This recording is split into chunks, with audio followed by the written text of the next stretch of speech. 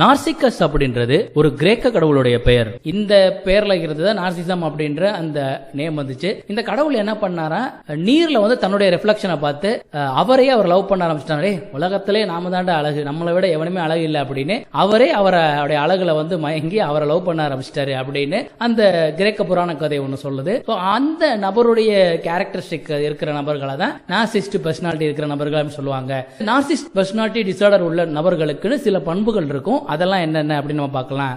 தன்னுடைய விருப்பம், தனக்கு தேவையானது செஞ்சுக்கணும், தன்னோட விருப்பம் மட்டும்தான் நடக்கணும், இந்த மாதிரியான ஒரு முழு சுயநலவாதியாக இருப்பது அவங்களுடைய ஒரு பண்பு. அதே போல தனக்கு என்று சலுகைகளும் சிறப்பு அந்தஸ்தும் தர வேண்டும் அப்படின்னு சொல்லிட்டு அவங்க விரும்புவாங்க. அவங்க எந்த ஒரு பெரிய சொல்லிக்கிற மாதிரியான சாதனை எல்லாம் பண்ணிருக்க மாட்டாங்க. ஆனா அவங்க பெரிய சாதனை பண்ண நபர்களை புகழ்ற மாதிரி அவங்கள புகழணும் அப்படின்னு அவங்க எதிர்பார்ப்பாங்க. அவங்க எதை விரும்புறாங்களோ அதை எந்த கேள்வியுமே கேட்காம அப்படியே அவங்களுக்கு செய்யணும் அப்படின்னு சொல்லிட்டு அவங்க எதிர்பார்ப்பாங்க.